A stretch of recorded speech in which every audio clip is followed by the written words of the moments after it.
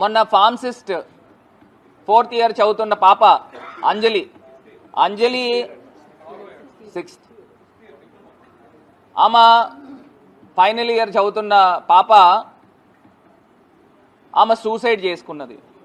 ఎందుకు చేసుకున్నది, ఏ కారణంతో చేసుకున్నది, మొత్తము ఇక్కడ సూసైడ్ నోట్లో మొత్తం క్లియర్ కట్గా ఆ అమ్మాయి రాసుకుని ఇట్లా జరిగింది, నాలాగా వేరే అమ్మాయికి ఎవరికి కూడా జరగకూడదు అని ఈ పలానా ఈ దీపక్ అనే ఏజిఎం కిందన బొలినేని హాస్పిటల్లో, కిమ్స్ హాస్పిటల్లో అతను ఉద్యోగం చేస్తున్న వ్యక్తి.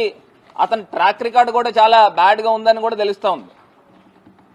మరి అతను ఇలా ఈ రకంగా నన్ను టార్చర్ పెట్టాడు, ఇంకా ఆ అమ్మాయిని కొట్టిన ఫొటోస్ కూడా ఉన్నాయి. అవి కూడా త్వరలో న్యాయం జరగకపోతే ఇవన్నీ కూడా రిలీజ్ చేస్తాం. తల్లిదండ్రులు ఇద్దరిని కూడా ఇక్కడ కూర్చోబెట్టుకుని నేను ప్రెస్ మీట్ పెడుతున్నానంటే అసలు గవర్నమెంట్ వైఫల్యం కింద కనబడుతుందా లేదా అని అడుగుతాను. హాస్పిటల్ యాజమాన్యం కూడా ఆ ఇష్యూని పక్కదారి పట్టించే కార్యక్రమము మొదటి రోజు చేశారని కుటుంబ సభ్యులు చెప్తా ఉన్నారు.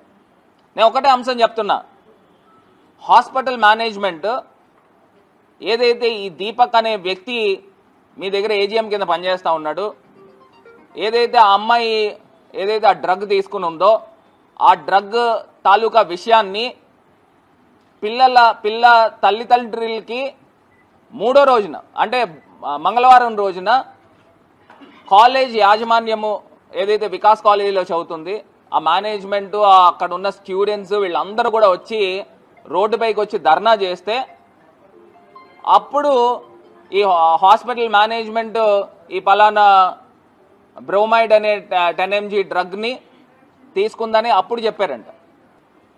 ఆ సూసైడ్ నోట్ దొరకనంత వరకు ఆ దీపక్ అనే వ్యక్తి అదే హాస్పిటల్లో మొత్తము ఆ విషయాన్ని తారుమారు చేసే కార్యక్రమంలో నిమగ్నమై ఉన్నాడు.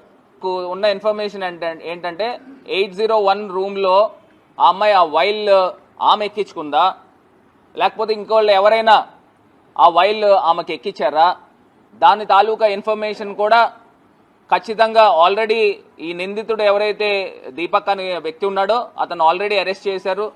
అరెస్ట్ చేసి ఇంట్రాగేషన్ ఏం చేశారు అవన్నీ కూడా ఆ అమ్మాయి యొక్క తల్లిదండ్రులకి ఇద్దరికీ కూడా తెలియపరచాలి.